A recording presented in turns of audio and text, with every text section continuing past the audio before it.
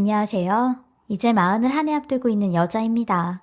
아마 이 나이까지 혼자인 저를 보면 눈이 높은 건 아닌지 너무 따지는 걸까 궁금해하는데요. 사실 살면서 저는 돈과 가난을 떨쳐버렸던 적이 없거든요. 그걸 벗어나기 위해서 오늘까지 살아왔다고 해도 과언이 아니에요. 모두 한 시절은 가난하고 힘든 시절이 있겠지만 어릴 적부터 집안 형편은 계속 어려웠고 그게 교육을 시킬 정도로 또 이어지지 못하니 또 낮은 자리에서 일을 찾아야 하고 사슬 같은 긴 고리를 한 번에 끊기가 쉽지 않더라고요. 모든 것들이 돈과 연결돼 있다 보니 저 혼자 힘으로 벗어나는 게 쉽지 않았어요. 그렇게 겨우겨우 저 혼자 우겨서 대학에 입학하게 됐는데 그마저도 눈치가 보여서 마치 저만 집안 상황을 모른 채 한 사람이 되더라고요. 그래서 형제들끼리도 저를 시샘하는 일이 꽤 많았어요. 끝까지 이기적이고 제멋대로라고요. 그런데 전 나중에 우리 중에 누구라도 한 사람은 대학을 졸업해 공장이나 가게에서 일하는 것이 아닌 번듯한 직장을 선택할 수도 있어야 한다는 생각이었었거든요. 단순히 돈을 빠르게 번다고 가난이 곧장 해결되는 게 아니잖아요. 동생들은 줄줄이 은행이며 공장에 취업해 돈을 벌 생각으로 가득 찼는데 저만 대학에 가겠다고 버득버득 우겼죠. 아마 부모님도 졸업하면 무조건 취직부터 해야지 라는 생각을 계속 세뇌한 것도 있어요. 엄마, 난 대학에 갈 거라고. 언제까지 이렇게 살 건데. 네가 배가 불렀구나.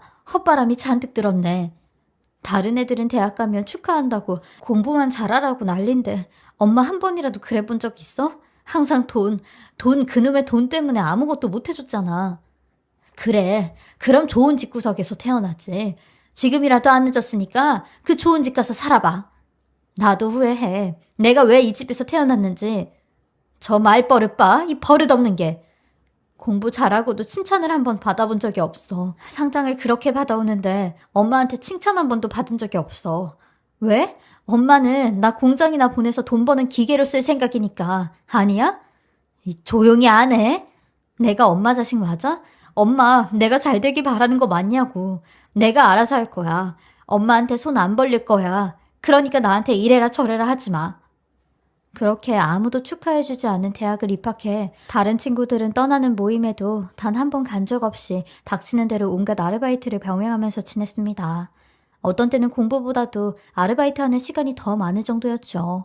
그러다 우연히 제 상황을 알게 된 교수님이 있었는데 담담하게 절 돕고 싶다고 말씀하시더라고요. 등록금을 4년 내내 책임져 주겠다는데 그 이야기를 듣고 반가운 마음도 있었지만 두렵기도 했어요. 생각해 봤니? 교수님, 사실 너무 감사한 제안이지만 덜컥 받기가. 그렇다고 제가 자존심 세우고 그런 건 아닙니다. 알아. 나도 너 같았거든. 나에게도 은인인 분이 있어. 나도 그분 아니었으면 지금 교수는 절대 못 됐을 거야. 인생에 가장 힘들었던 순간에 누군가 그렇게 손 내밀어 준 거야. 그게 누구였어요? 어느 교수님께서 지금과 똑같았지. 나도 받기 힘들었다. 그랬었고 너처럼. 그런데 교수님은 왜 받으셨던 거예요? 고민 많이 했지. 다 커서도 그분께 갚기 위해 살았고 어느 날 직장에서 번 돈을 모아 교수님을 다시 만났는데 그분은 죽어도 돈은 안 받겠다는데 내가 갚을 방법을 알려주시더라고. 무슨 방법이요? 나중에 너와 같은 상황의 제자를 도와서 갚으라고. 나도 이제야 널 만나서 내 빚 갚는 거야. 너도 나중에 또 이런 상황이 오면 갚으면 되는 거고. 그래도 너무 큰 돈이라서. 갚아. 누군가에게 꼭 돌려줘. 약속해라. 그렇게 전 교수님과 둘만의 약속을 하고 그날부터 조금 더 공부에 매진할 수 있게 됐어요. 그렇게 4년 동안을 매일같이 직장인이 되는 꿈을 그리면서 살았죠. 그리고 교수님의 추천으로 대학 졸업, 전 곧장 취업까지 하면서 그날 이후로 자산관리사로 일을 할 수 있게 됐습니다. 저는 이 긴 시간을 기다려준 가족들에게 미안하고 고마운 마음을 갚자라는 생각 하나만으로 달려왔죠. 때로는 취업해서 지쳐있는 동생들의 목소리를 들으면 죄인이 된 기분이 들기도 했고 제 고집대로 대학 가면서 엄마에게 퍼부은 독한 말들이 생각나기도 했지만 언젠간 2배, 3배 갚아줄 거라고 다짐했어요. 우리 집안에 끊어내지 못한 가난이라는 고리를 제가 끊어보겠다고요. 그리고 동생들보다 몇 배 더 버는 월급으로 전 보란 듯이 가족들에게 든든한 지원을 해주는 처지가 됐어요. 그때부터 엄마도 저에 대한 그때 반항을 큰 뜻으로 이해해 주시더라고요. 엄마, 이제 분식집 정리해. 내가 용돈 드린다니까.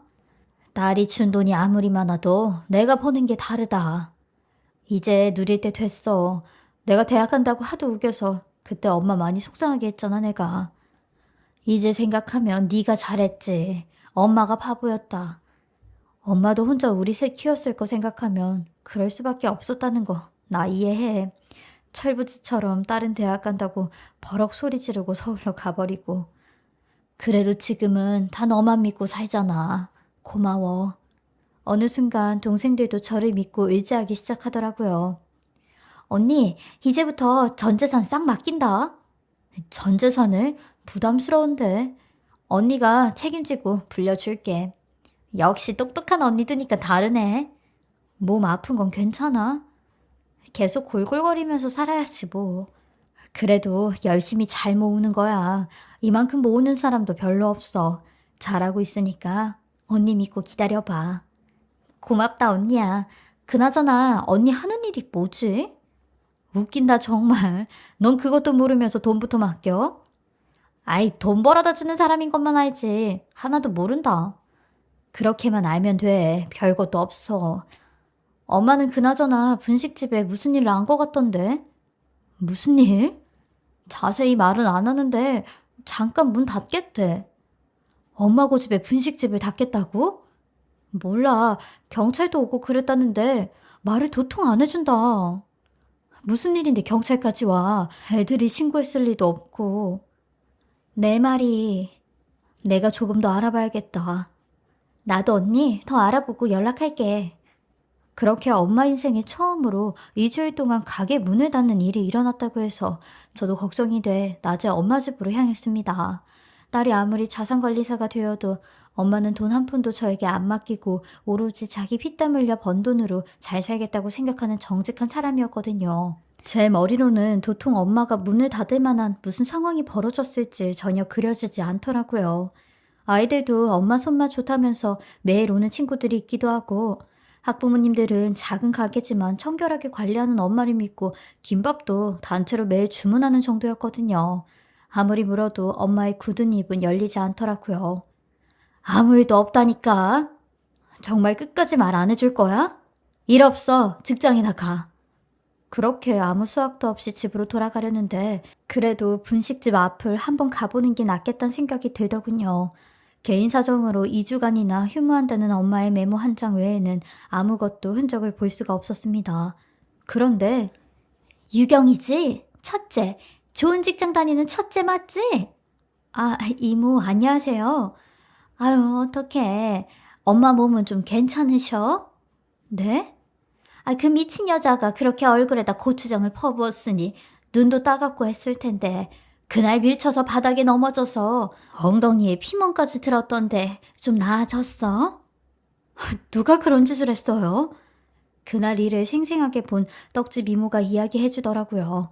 알고 보니 엄마가 만든 떡볶이를 먹고 배탈이 났다면서 손자를 끌고 온 어떤 여자가 엄마에게 막무가내로 그런 짓을 벌인 것 같았죠. 엄마는 하루에도 많게는 60명이 넘게 먹는 건데 청결과 위생에 지나치게 신경을 쓰던 분이었거든요. 우리 키울 때 생각난다면서요. 여름철에는 그런 일이 어쩔 수 없이 생길 수도 있다지만 한겨울에 무슨 그런 일이 있나 싶어서 기가 찼습니다. 그렇다면 그날 배탈난 아이들이 더 몇 명은 있어야 말이 되는 건데 혼자 와서 이 몰상식한 짓을 벌였을 여자를 생각하니 제 손이 다 바들바들 떨리더라고요.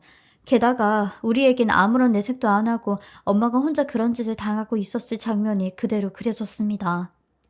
그 여자 아주 이 동네에서 유명해. 진상으로. 이모도 아는 분이에요?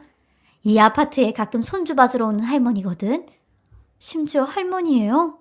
엄마 또래지 따. 뻑하면 와서 환불해갖고 떡도 맛이 없네 있네. 다짜고짜 신 거 팔았다고 하고 나도 몇 번 당했어. 자꾸 그러니까 네 엄마가 안 판다고 한 것 같아. 아니 팔지도 않았는데 무슨 배탈이 나요. 그러니까 얄밉지. 그 애한테는 괜히 해코지 당할 것 같다고 안 주더라고. 먹지도 않은 걸 배탈이 났다고 오니 얼마나 작정하고 덤빈 거야? 못된 년이지. 엄마가 끝까지 이야기를 안 하더라고요, 이모. 아이고, 그럼 내가 다 이야기한 거야, 지금? 아, 못 산다. 이모, 이거 제 번호예요. 혹시 이런 일 또 있으면. 알아, 안다. 엄마 성격에 말 안 하지. 내가 연락할게. 이런 일이 있을 때마다 엄마에게 손 안 벌리고 살겠다던 제 말이 그렇게 후회로 남더라고요. 엄마는 종종 그 말이 그렇게 미안하다면서 이젠 엄마도 자식들에게 짐되지 않게 손 벌리지 않고 살겠다는 말을 하곤 했어요. 그게 이럴 때도 이어지는 것 같아서 모든 게 다 제 실수인 것 같았죠. 그래도 엄마가 모른 척하고 있는 거니 동생들과도 이 일은 우선 묻어두기로 했죠. 그리고 저는 그쯤 느지막이 연애를 시작하게 됐습니다. 제 회원으로 만난 사람인데 항상 고마운 마음을 잘 전하는 사람이었어요. 이번에도 잘 신경 써주셔서 감사해요. 작은 선물 하나 준비했는데 또 거절하지 마시고요. 받아주세요. 한 번만. 다시는 안 드릴게요. 이번이 마지막이에요. 저는 제 할 일을 한 거예요. 알아요. 그래도 제발 고마운 마음 전하게 해주세요. 절 자꾸 밀어내니까 제가 뵐 때마다 긴장이 되잖아요. 저는 다 믿고 통장까지 열어서 보여드리는 사이인데. 알겠습니다. 마지막이라 생각하고 받을게요. 밖에서 한번 따로 뵙자고 하면 안 받아주실 거죠? 밖에서 왜요? 저 괜찮은 남자라는 거 보여드리고 싶어서요. 항상 상담하면서 만나던 사이라 이성적으로 느낀 적이 없었던 사람인데 저에게 호감을 보이니 그날부터 조금씩 다르게 보이더라고요. 아무래도 자산을 관리하는 일이 그 사람의 가치나 일을 다 깨고 있어야 해서 이미 어떤 사람인지는 조금 파악할 수 있는 느낌이 들었었죠.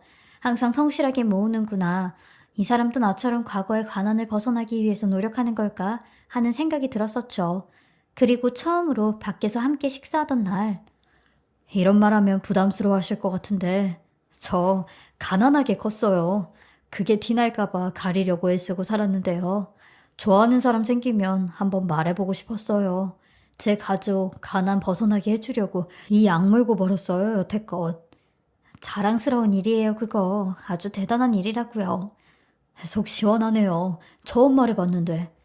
사실 저도 그렇거든요. 돈이라는 걸 목표로 갖고 모으는 사람한테 못 이기는 것 같아요. 대단하시네요.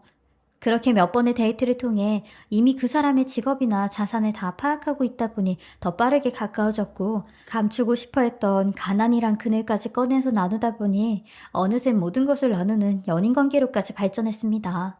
마흔이 다 되어가는 나이니 하루가 1년처럼 흐르는 것 같아 서로 결혼도 서두르기도 했죠.